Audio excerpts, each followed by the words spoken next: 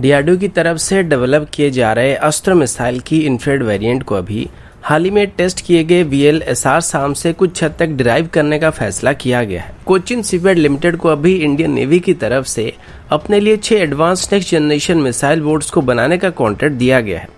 Kalyani group और Paramount group के बीच M4 vehicles को भारत में बनाने के लिए कॉन्ट्रैक्ट को साइन करने के तुरंत बाद ही इंडियन आर्मी की तरफ से इसके लिए फॉर्मल ऑर्डर को प्लेस कर दिया गया है। जम्मू एंड कश्मीर में सुअरों की तरफ से अभी एक नई तरीके की बॉम्ब का इस्तेमाल करना शुरू किया गया है, जिसको इससे पहले अफगानिस्तान और इराक में इस्तेमाल किया जा रहा था। और अंत में कल चाइना की तरफ से भारत को ब्रिक्स में सपोर्ट करने का स्टेटमेंट देने के बाद ये बात अभी तक कंफर्म नहीं हो पा रहा है कि इसमें चाइनीज प्रेसिडेंट भारत आने वाले या फिर नहीं आने वाले हैं। ऐसे ही कुछ और खबरों के बारे में हम आज की वीडियो में बात करने वाले हैं। नमस्कार दोस्तों, मेरा नाम है अंशुमन नायक और आप सभी का बहुत बहुत स्वागत है इंडियन डिफेंस न्यूज के डिफेंस टॉक सीरीज में, जहां पर हम रोज नए नए डिफेंस अपडेट्स के बारे में बात करते हैं। तो चलिए देर न करते हुए आज की वीडियो शुरू करते हैं। आज की पहली अपडेट VLSR साम को लेके। आप सभी को याद होगा कल डीआरडीओ की तरफ से बैक टू बैक 2 बार इसका सफल परीक्षण किया गया था और लगातार 2 बार सफल परीक्षण करने के बाद VLSR साम को जल्दी से ऑपरेशनल करने की कोशिश किया जा सकता है। VLSR साम मेनली अस्त्र मिसाइल के एक थोड़ा सा मॉडिफाइड वेरिएंट है। इसमें सेम KV बैंड सीकर का इस्तेमाल किया गया और प्रोपेलेंट भी लगभग सेम है, लेकिन अभी इसमें एक नई थ्रस्ट वेक्टरिंग सिस्टम का इस्तेमाल किया जा रहा है जो कि इसको लोअर एल्टीट्यूड में हाई G टर्न्स को लेने में मदद करने वाला है। जैसे कि कल हमें बताया जा रहा था कि इसको पूरे 360 डिग्री में एंगेज किया जा सकता है और इसका रेंज लगभग 40 किलोमीटर के आसपास होने वाली है। इसे मेनली एक पॉइंट डिफेंस सिस्टम के तौर पर यहाँ पे इस्तेमाल किया जाएगा और नेवी इसको अपनी बैरक 1 सिस्टम को रिप्लेस करने के लिए इस्तेमाल कर सकती है। अब डीआरडीओ अस्त्र मिसाइल को बेस्ड करके और भी कई वेरिएंट को डेवलप कर रही है, जिसमें अस्त्र मार्क 2, अस्त्र मार्क 3 और अस्त्र IR मिसाइल भी होने वाली है। अब इनमें से अस्त्र मार्क 2 की बात करें तो एक नई मिसाइल होने वाली है जिसमें MR साम की प्रोपल्शन सिस्टम के साथ अस्त्र मिसाइल की करंट सीकर का इस्तेमाल किया गया है। अस्त्र मार्क 3 एक SFDR मिसाइल होने वाली है जिसकी रेंज लगभग 340 किलोमीटर से ज्यादा होने वाली है। लेकिन अस्त्र IR वेरिएंट की बात करें तो इसे सेम अस्त्र मिसाइल की कन्फिगरेशन के साथ बनाने का फैसला किया गया, लेकिन अभी इसमें एक नया IR सीकर का इस्तेमाल किया जाएगा। जैसे कि IR मिसाइल को क्लोज रेंज की एंगेजमेंट के लिए और हाई ऑफबोर्ड साइड एंगेजमेंट के लिए डिजाइन किया गया होता है, जिससे इनकी मैन्युअबिलिटी काफी अच्छा होना चाहिए। और इसी वजह से अभी अस्त्र मिसाइल की IR वेरिएंट में VLSR साम में इस्तेमाल किए गए थ्रस्ट वेक्टरिंग सिस्टम का इस्तेमाल करने का प्लान किया जाए। इसके अलावा अस्त्र की इंफ्रारेड गाइडेड वेरिएंट में फ्रंट सेक्शन में इंफ्रारेड गाइडेड सीकर रहने वाली है, जो कि इसको अस्त्र मार्क 1 वेरिएंट से दिखने में विजुअली थोड़ा सा अलग करने वाला है और ये आगे चल के हमारी R73 मिसाइल को सप्लीमेंट करने वाली है। अगला अपडेट इंडियन नेवी की तरफ से है। PTI की रिपोर्ट के मुताबिक इंडियन नेवी की तरफ से अभी नेक्स्ट जनरेशन मिसाइल बोट्स को बनाने के लिए एक टेंडर को फ्लोट किया गया था, जिसकी कीमत लगभग 10,000 करोड़ के आसपास की थी। अभी कोचिन शिपयार्ड लिमिटेड की तरफ से बताया गया कि इस टेंडर में अभी कोचिन शिपयार्ड लिमिटेड को सबसे लोएस्ट बिडर घोषित किया गया, यानी कि आगे चल के इन सभी वेसल को बनाने का कॉन्ट्रैक्ट कोचिन शिपयार्ड को मिलने वाला है। आज इसको लेके न्यू दिल्ली में डिफेंस मिनिस्ट्री की तरफ से एक मीटिंग को बुलाया गया था, जिसमें कोचिन शिपयार्ड लिमिटेड को सिलेक्ट किया गया है और अभी ये इंडियन नेवी के लिए 6 advance next generation missile vessel को बनाने वाली है। कोचिन शिपयार्ड की तरफ से इस अवसर पर बताया जा रहा है कि वो अभी लगभग 1,10,000 टन के आसपास की शिप्स को मैन्युफैक्चर कर सकते हैं और साथ ही 1,25,000 टन डिस्प्लेसमेंट वाले शिप्स को रिपेयर भी कर सकते हैं। इनकी डिटेल स्पेसिफिकेशन अभी तक पता नहीं चल पाई है, लेकिन RFI के मुताबिक इनकी डिस्प्लेसमेंट लगभग 2,000 टन से 2,500 टन के बीच होने वाली है। रेंज 5,200 किलोमीटर और क्रूजिंग स्पीड 46 किलोमीटर प्रति घंटे तक होने वाली है और टॉप स्पीड 65 किलोमीटर प्रति घंटे तक होने वाली है। इसमें एक ही बार में 80 सेलर, 11 ऑफिसर और 2 ट्रेनी ऑफिसर रह सकते हैं। आर्मामेंट के तौर पर इसमें surface to air missile, surface to surface missile, close in weapon system और रेगुलर मेन गन मौजूद रहने वाली, लेकिन इनकी एग्जैक्ट अमाउंट क्या रहने वाली और पोजीशनिंग क्या रहने वाली है, इसको लेके अभी डिटेल डाटा नहीं दिया गया है। अगला अपडेट कल्याणी M4 व्हीकल को लेके है। आप सभी को कल मैंने बताया था कि कल्याणी ग्रुप और पैरामाउंट ग्रुप के बीच अभी भारत में इन व्हीकल्स को जॉइंटली मैन्युफैक्चर करने के लिए कॉन्ट्रैक्ट को साइन किया गया था और कल मैंने आप सभी को यह भी बताया था कि भारत की तरफ से जल्दी ही इन व्हीकल्स को अपनी फोर्स में शामिल किया जा सकता है, लेकिन इनको इतनी जल्दी फोर्स में शामिल किया जाएगा कि किसी ने भी नहीं सोचा था। आज इसको लेकर द प्रिंट में एक रिपोर्ट आई थी, जिसमें बताया गया है कि भारत की तरफ से अभी ऑफिशियली M4 व्हीकल को खरीदने के लिए ऑर्डर को प्लेस किया गया है। अब इस डील की कीमत लगभग 178 करोड़ के आसपास होने वाली, जिसमें टोटल कितने व्हीकल खरीदे जाएंगे ये अभी तक क्लियर नहीं हुआ है। लेकिन अभी इनको इंडियन आर्मी अपनी इमरजेंसी प्रोक्योरमेंट पावर का इस्तेमाल करके खरीद रही है, तो उस हिसाब से देखा जाए तो अभी इसके अंदर ज्यादा ऑर्डर प्लेस नहीं किया गया होगा, लेकिन आगे चल के इनको मास ऑर्डर किया जा सकता है। अब इनकी प्राइस है कितने व्हीकल टोटल में खरीदेंगे तो क्लियर नहीं हुआ है, लेकिन अगर इस डील की कीमत की बात करें तो ये लगभग 178 करोड़ के आसपास की, तो मेरे अंदाजे के मुताबिक यहाँ पे 30 से 35 व्हीकल खरीदे गए हों, क्योंकि इनकी जो यूनिट कॉस्ट रहने वाली है वो लगभग 4 से 5 करोड़ के बीच ही रहने वाली है। अब इन व्हीकल को चाइना के साथ चल रही तनाव के दौरान भी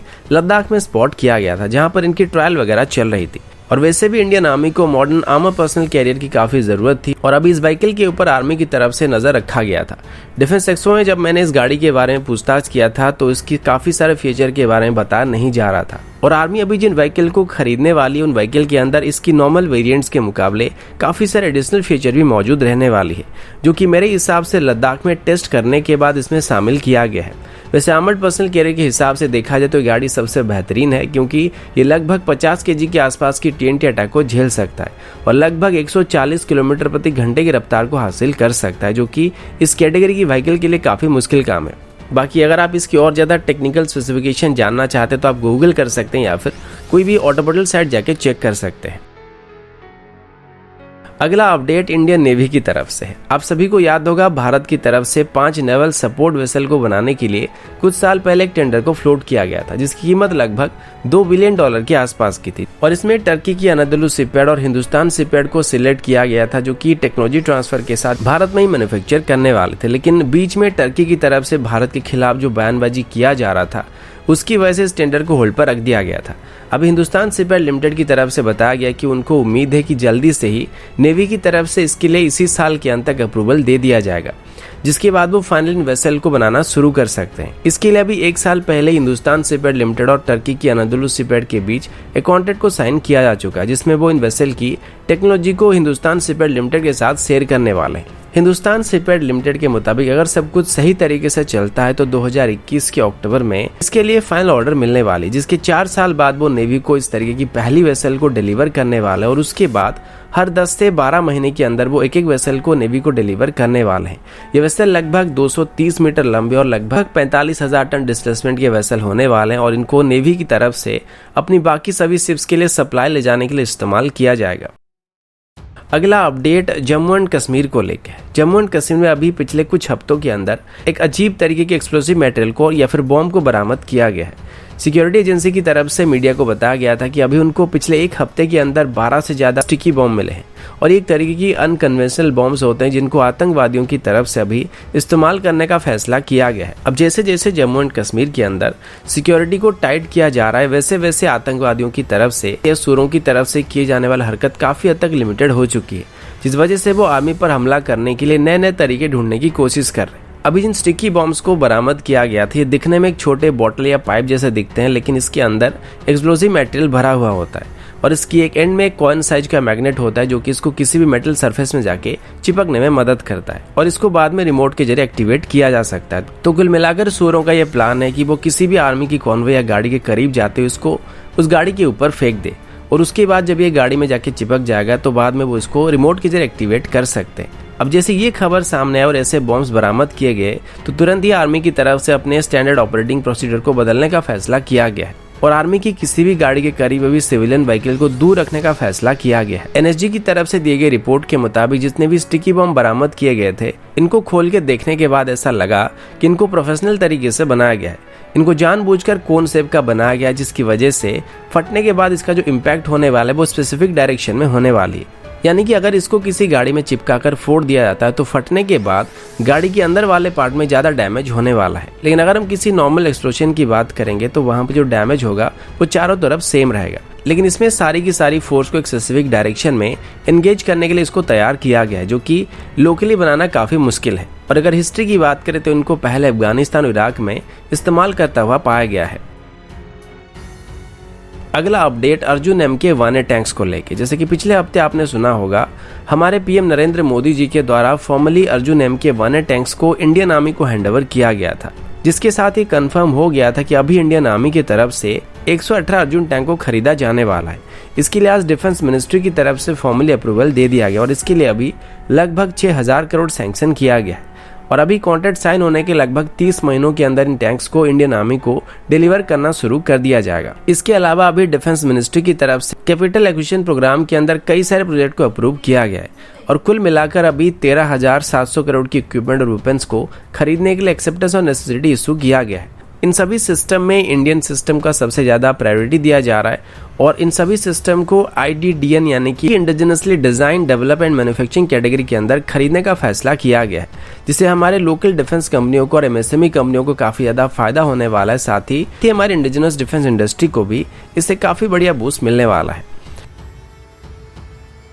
अगला अपडेट भारत और चाइना को लेके। आप सबको कल मैंने बताया था कि चाइना की तरफ से अभी भारत को ब्रिक्स समिट में आयोजित करने में सपोर्ट करने की बात की गई थी और इसमें चाइना की फॉरेन मिनिस्ट्री की तरफ से बताया गया था कि भारत के साथ बिगड़े हुए चाइना के रिलेशन को ठीक करने का एक अच्छा अवसर हो सकता है। इसी बात को लेकर तब से एक खबर मीडिया में चल रहा था कि अभी ब्रिक्स समिट के दौरान चाइना के प्रेसिडेंट शी जिनपिंग भारत के गस्त पर आने वाले हैं और इस दौरान भारत के PM नरेंद्र मोदी जी और चाइना के प्रेसिडेंट शी जिनपिंग के बीच मीटिंग होने वाली है। पर अभी इंडियन ऑफिशियल की तरफ से बताया गया कि चाइना के प्रेसिडेंट का भारत आने को लेकर अभी तक कोई भी डेट फाइनल नहीं हुआ है और ना ही ब्रिक्स समिट को लेकर कोई डेट फाइनल किया गया है। अभी सबसे बड़ा सवाल पेंडेमिक है, जिस वजह से हो सकता है इसको भी वर्चुअली अरेंज किया जाएगा, लेकिन अभी इसको अरेंज करने में काफी सारा वक्त बचा हुआ है, जिस वजह से इसको लेके अभी कुछ कहा नहीं जा सकता। बाकी अगर शी जिनपिंग की भारत यात्रा की बात करें तो अभी पेंडेमिक की वजह से वो फिलहाल किसी भी बाहर देश की यात्रा नहीं कर रहे हैं। इसके अलावा भारत और रशिया के बीच भी जो मीटिंग होने वाली थी